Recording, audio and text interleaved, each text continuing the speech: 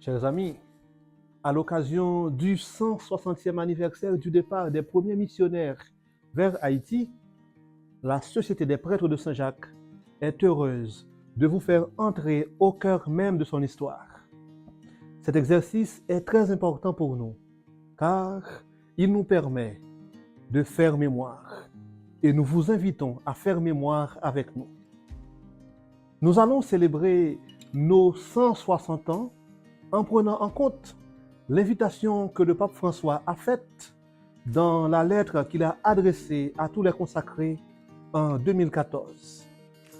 Regardez le passé avec reconnaissance, vivre le présent avec passion et embrasser l'avenir avec espérance. Ces éléments sont essentiels.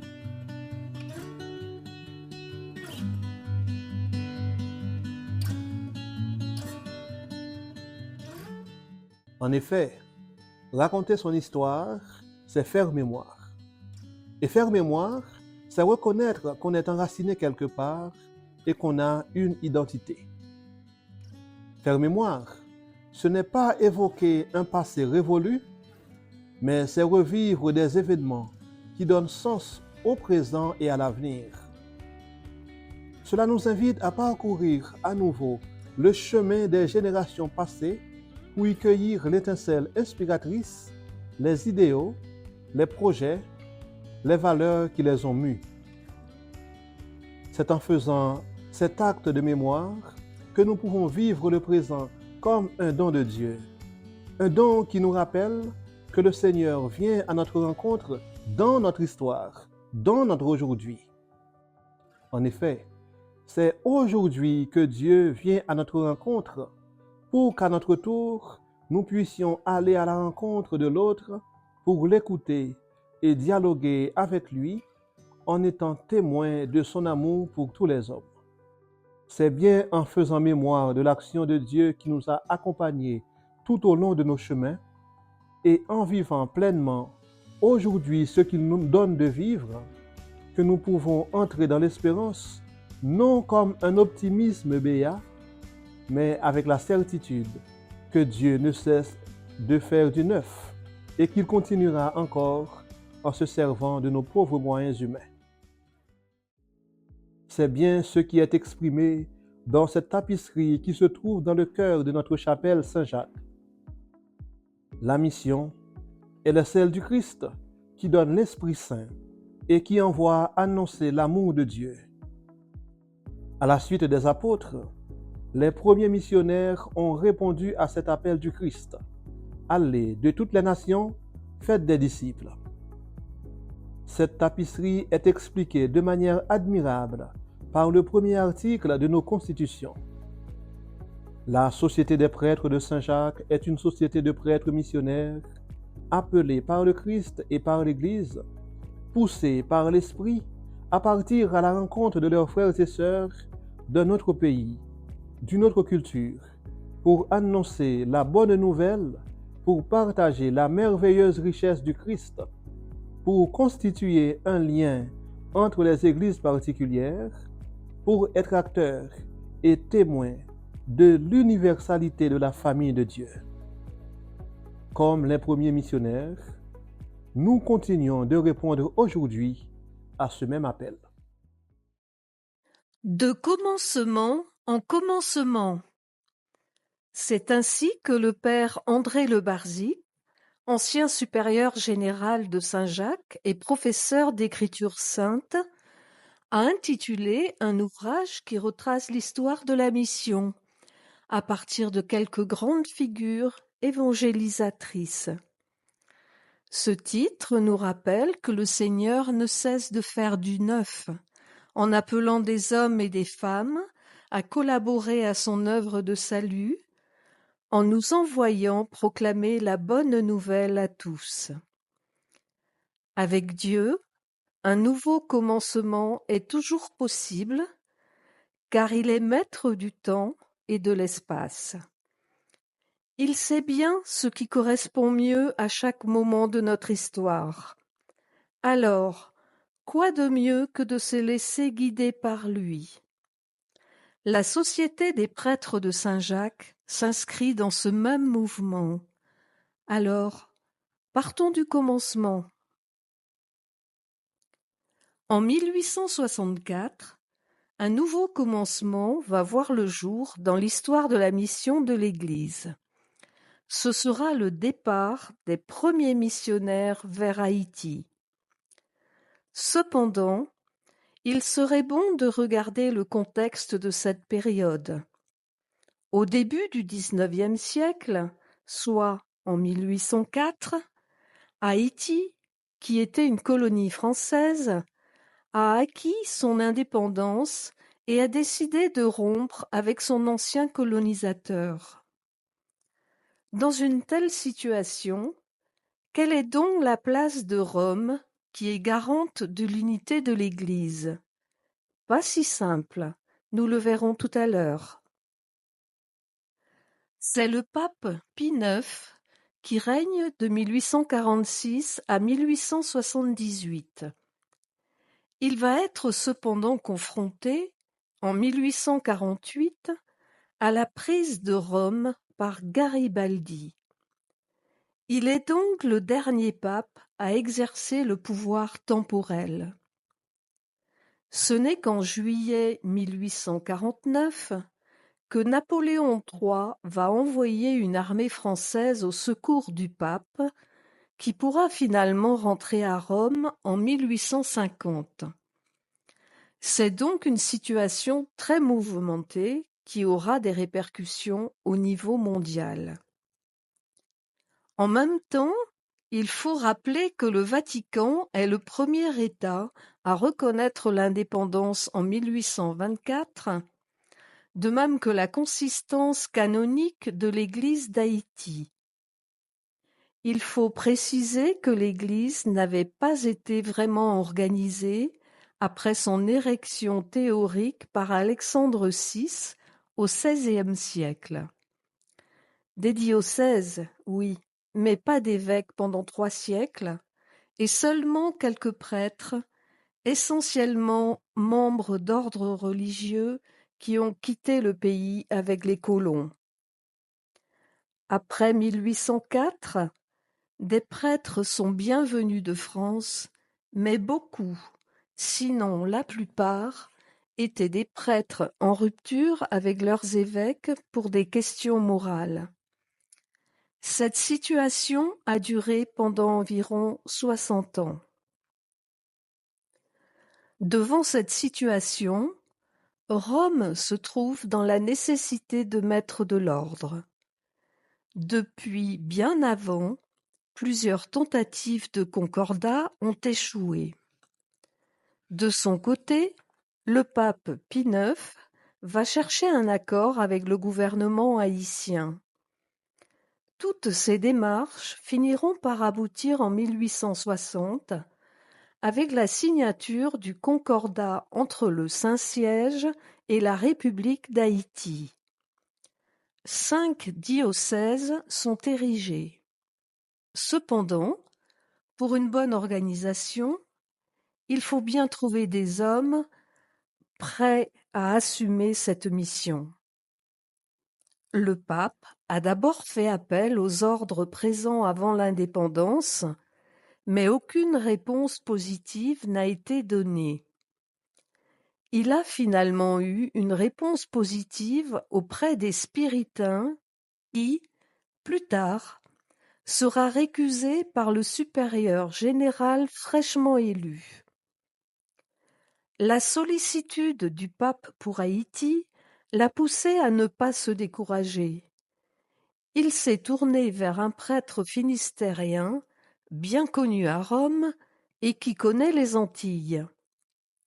Il s'agit de l'abbé Martial Testard du Cosquer, qui deviendra le premier archevêque de Port-au-Prince. L'idée de Rome, c'était de doter Haïti d'une église locale à part entière. En effet, il n'était pas convenable de lui imposer le statut de pays de mission en imposant les mêmes fonctionnements que dans les colonies. C'est pourquoi Dès le début, Rome avait souhaité une structure diocésaine.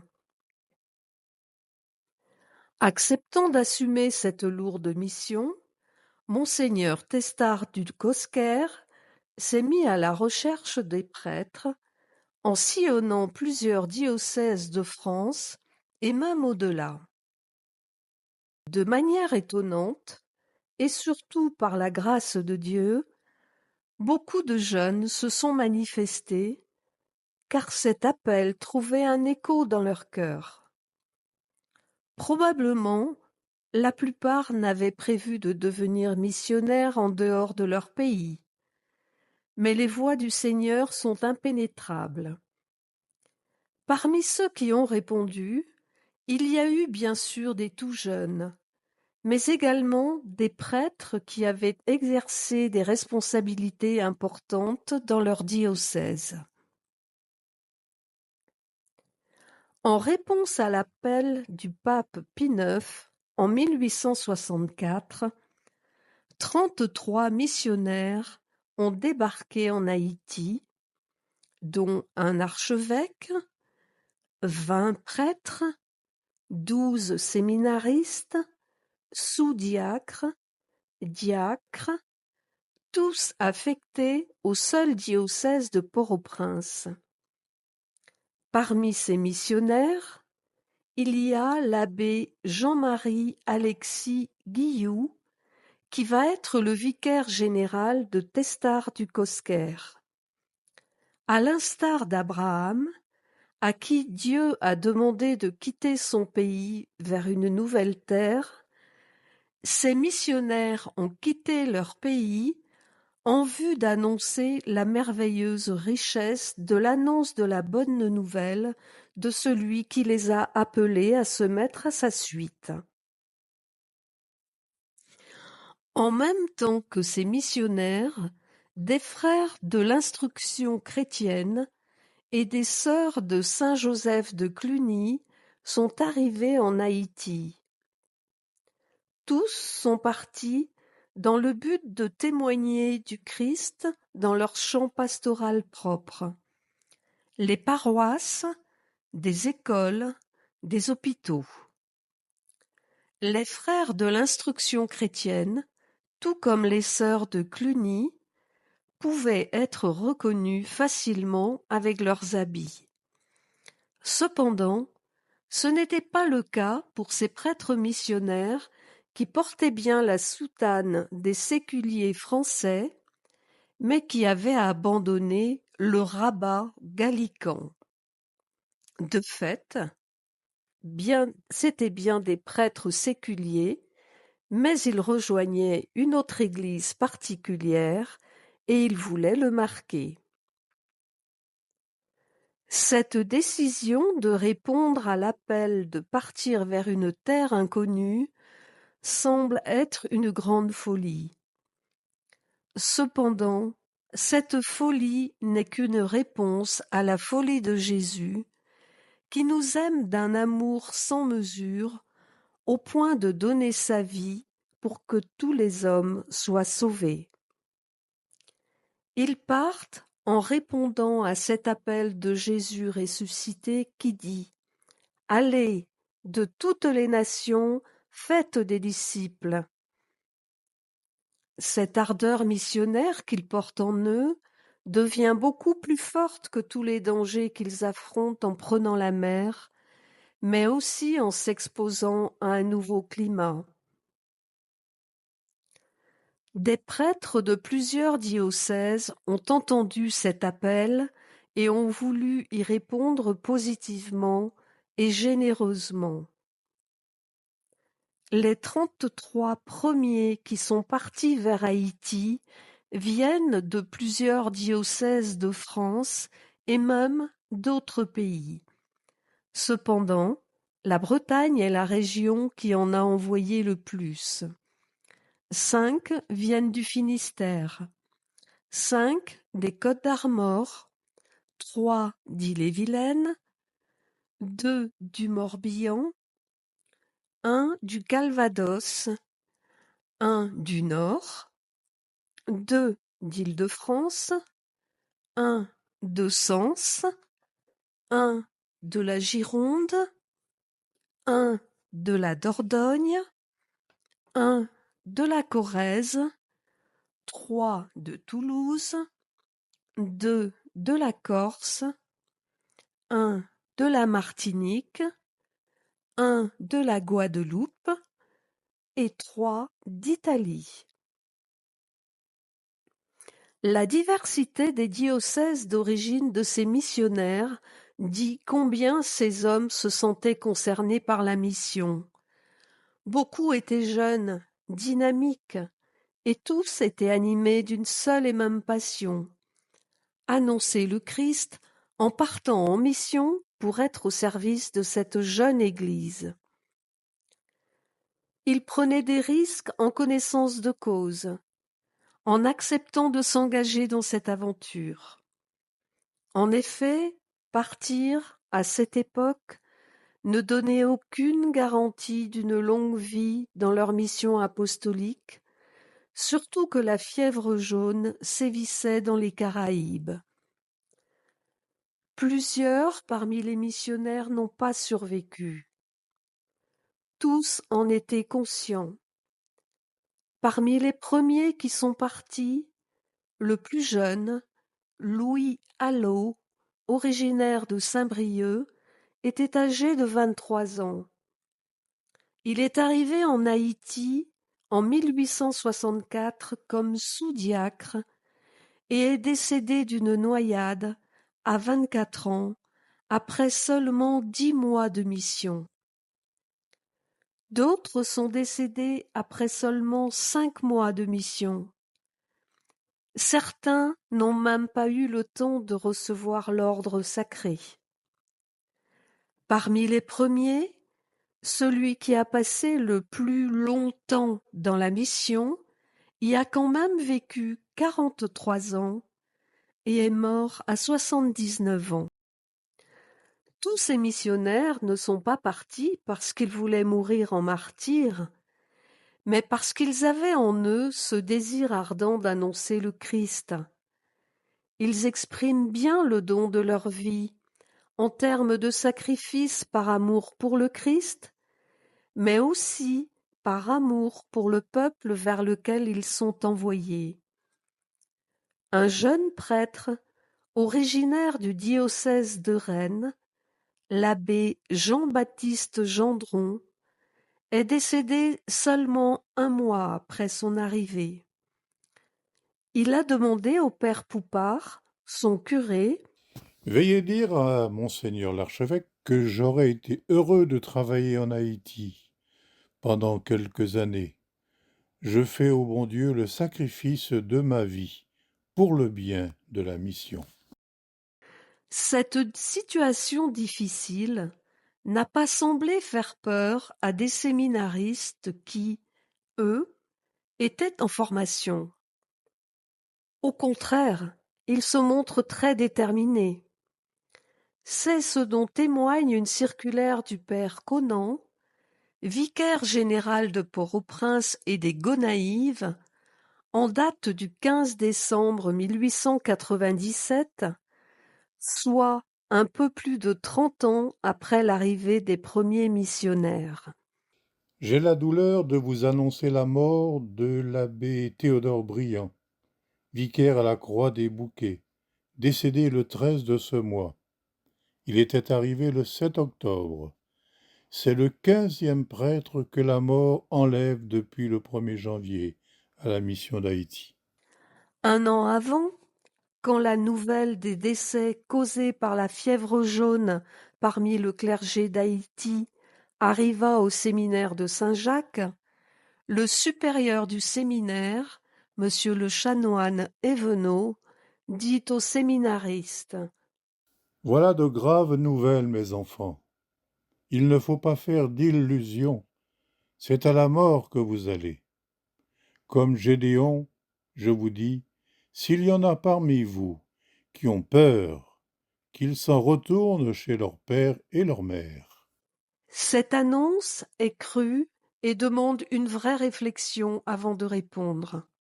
Ces séminaristes ont à prendre une grande décision en toute liberté. C'est bien ce qu'ils vont faire à travers leurs réponses. Ceux qui étaient en dernière année de théologie ont tous exprimé leur désir de recevoir les ordres sans tarder afin de partir en mission le plus tôt possible en Haïti et en disant Monsieur le recteur, nous avons bien réfléchi, mais nous sommes animés de ce grand désir de partir en mission pour annoncer le Christ à nos frères et sœurs. Nous sommes prêts à partir le plus tôt possible. « L'amour de Dieu est folie ». Leur réponse est inscrite au cœur de cette sainte folie. Leur demande a été prise en compte. Ils y sont allés à 16, mais au bout de 2 mois, 3 d'entre eux sont déjà morts. Leur expérience missionnaire n'a pas été facile, mais ils ont répondu avec joie en disciples, à la suite de leur maître. Ce que nous voulons mettre en avant ici, ce n'est pas l'exaltation de la souffrance ni de la mort, mais le courage de ces hommes qui, malgré toutes les difficultés, n'ont pas peur d'avancer. Ils savaient bien à quoi ils s'engageaient. Ils connaissaient tous les risques encourus. Ils ont répondu librement à l'appel reçu. En eux, les paroles de l'hymne pour l'office des martyrs trouvent un écho. Heureux qui donne sans compter jusqu'à sa propre chair. Il trouve en Dieu la liberté, visage découvert. Ils ont suivi le Christ jusqu'au bout qui, lui-même, ayant aimé les siens qui étaient dans le monde, les aima jusqu'au bout. L'un sème, l'autre moissonne, dit Jésus dans l'évangile de Jean. L'histoire des prêtres de Saint-Jacques trouve sa source, bien sûr, en Jésus-Christ, mais nous perpétuons cette œuvre que ces missionnaires courageux et déterminés ont commencé en 1864. Même si les prêtres de Saint-Jacques, en tant que groupe constitué comme société missionnaire, a vu le jour en 1959, nous avons aujourd'hui 160 ans. Le départ des premiers missionnaires est le premier acte dans l'histoire de notre institut missionnaire. Nous moissonnons ce qu'ils ont semé. En même temps, comme eux, nous continuons à semer selon ce que l'Esprit nous dit à travers les événements de notre histoire. Comme a rappelé l'Assemblée générale de 2023, notre tradition, notre identité est celle de nous laisser conduire par l'Esprit Saint au cœur même des événements.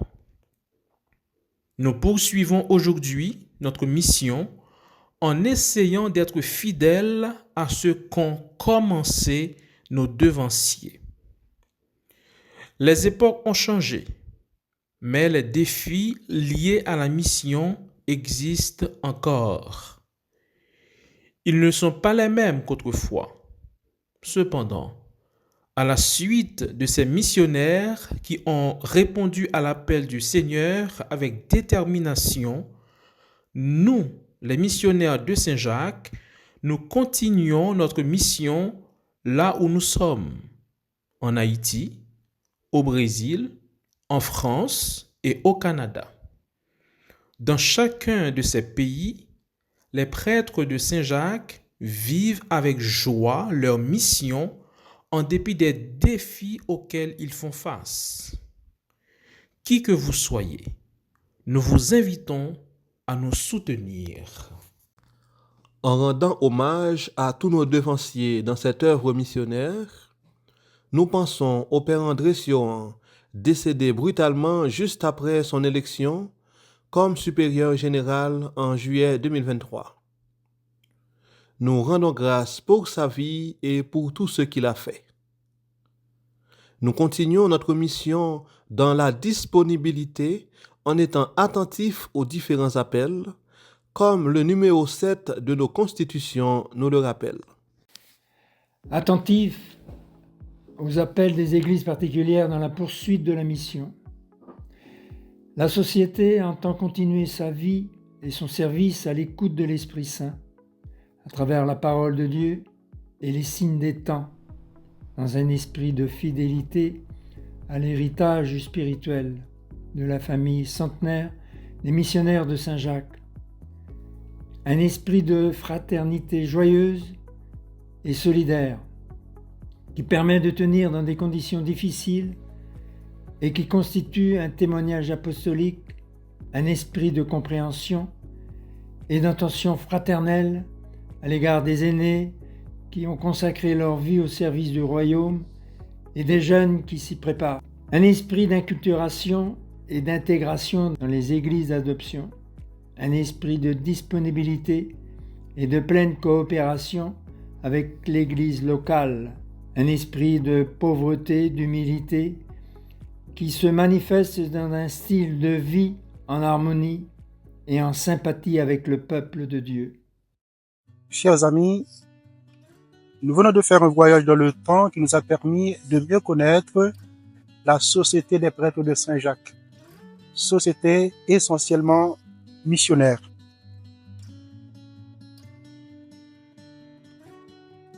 Pour tenter un chemin de compréhension, nous pouvons partir de la déclaration conciliaire Ad Gentes, qui nous dit, et je cite, « De sa nature, l'Église, durant son pèlerinage sur la terre, est missionnaire, puisqu'elle-même tire son origine de la mission du Fils, de la mission de l'Esprit Saint, selon le dessein du Dieu le Père. » À la suite de ce décret Ad Gentes du Concile Vatican II, l'encyclique Redemptoris Missio nous aide à découvrir les 3 bonnes habitudes qu'un missionnaire doit adopter.